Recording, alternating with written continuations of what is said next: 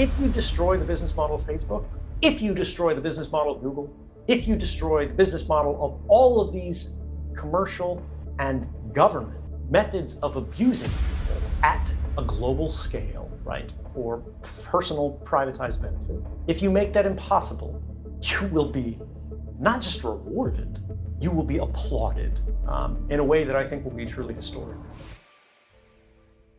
You don't do the kind of things that I did if you're a pessimist. You do them because you're an idealist. You believe that things can get better. You believe that we can do better. When I came forward, it was in recognition of the fact that there is a two-tiered system to the way American society is ordered today. There are those in power who operate largely behind a veil of secrecy. And even this applies even to people who aren't working for the NSA, right? This happens to congressmen. It's very difficult to find out who they're meeting with. It's very difficult to figure out, what lobbyists are having conversations with who, and what laws are being shaped, and what text is being written that is passed into law that impacts all of our lives, but was corporately sponsored, right? And these people are getting donations to their campaign, or famously, the justice system. If you're a young person from a minority community with limited access to wealth and especially education, you're going to be treated very harshly by our court system. But if you're one of these made men, working on a high level, you will face a very different flavor of justice, shall we say, or no justice at all. But that will never change unless we make it change, right? Power admits nothing without a demand. Government is not going to reform itself. And the only way that things get better anywhere is through sacrifice. We've known this since we crawled out of the swamp of history. If you want to stay warm, somebody is going to have to go through the trouble of building a house. It's not going to be fun. They're not going to love it, but they're going to be doing it because it makes life better.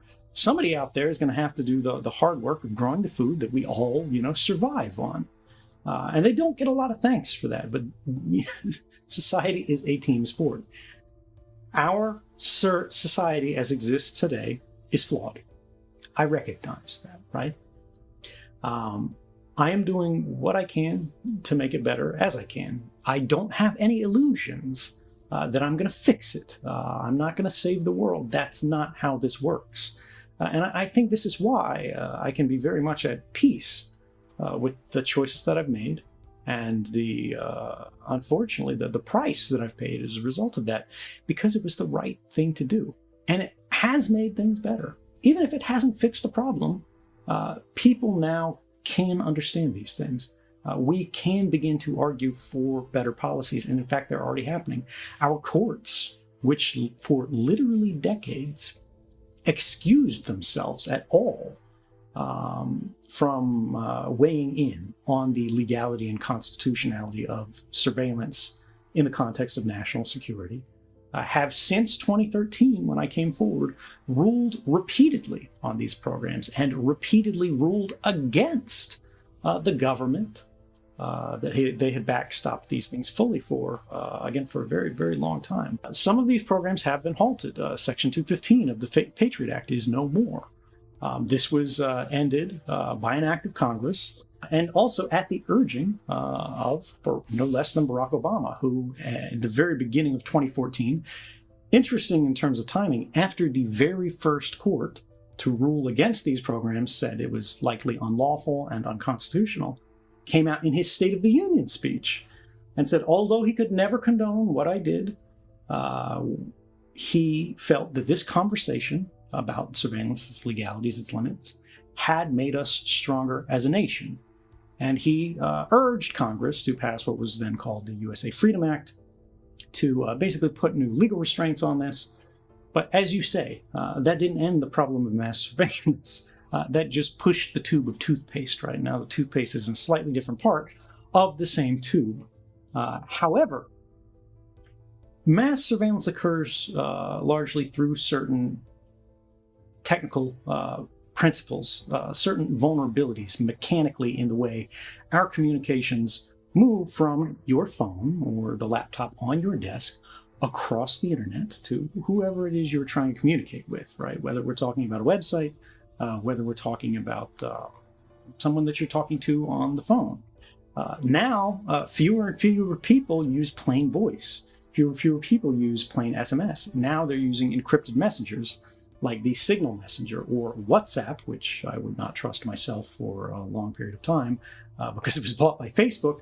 But WhatsApp was the world's most popular messenger. It had 1 billion users, and post 2013, they adopted a new technical protection called end-to-end encryption, which is intentionally designed to limit precisely the kind of mass surveillance that was being discussed in 2013. So now, at the flip of a switch, 1 billion people get a greater level of privacy that is not reliant on jurisdiction, it's not reliant on law, it's not reliant on politics. Encryption does work. One of the lessons as a result of 2013, all these disclosures about how the NSA works, how the surveillance works, you can be sneaky in a lot of ways as the NSA, as the CIA, when you're trying to steal a secret.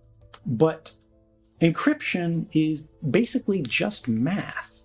And there is no, currently, with the best knowledge that we have of mathematics, any sneaky way to just make encryption go away entirely from a point of interception, right? So as, again, your phone tries to reach this other person, wherever they are in the world, it has to go through the network of many other people, through the Starbucks that you're sitting at, through their internet service provider, through a data center, through a transatlantic cable that goes to, for example, France, their data center, their local internet service provider, their Starbucks that they're sitting in.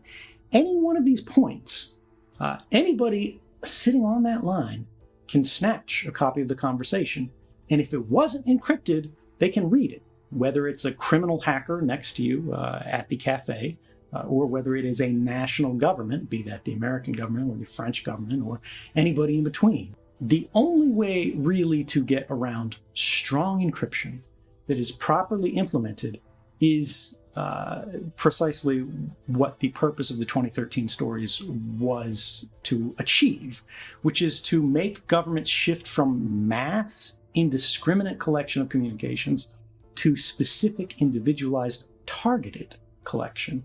This means hacking, right? So imagine for a second, you send this encrypted communication to the person that you're talking to. People in the middle, tons of them, they all catch it, they all collect it, but none of them can read it because an encrypted message cannot be unlocked without a mathematical key. It's just the answer to the math problem that you make up that you share with the other person on the other side. You guys know the answer, but nobody else in the world can come up with it, right?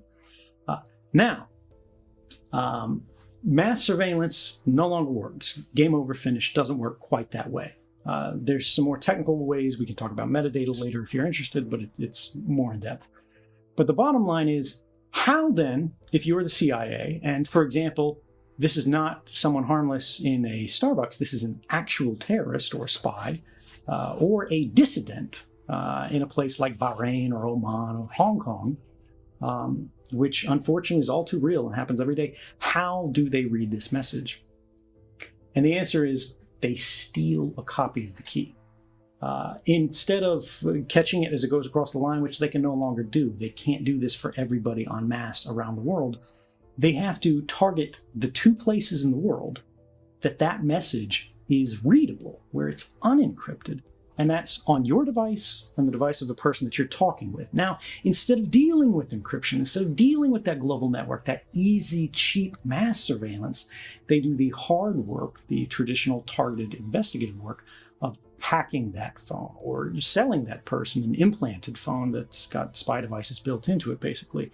And then when that person is encrypting messages or when they're receiving messages and decrypting them, because they have taken over the phone, the encryption no longer matters to them because they can see it with unencrypted. They can steal that encryption key, that answer to the math problem, when it exists on the phone before it's forgotten, before it disappears.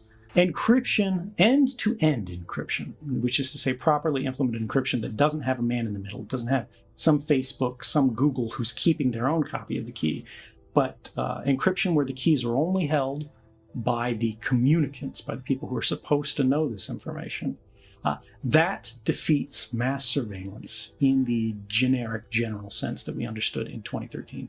It does not prevent all surveillance. It does not prevent particularly legitimate targeted surveillance. But it returns the intelligence and law enforcement world to the more traditional means of investigation, which have fewer implications for our rights at large as a society.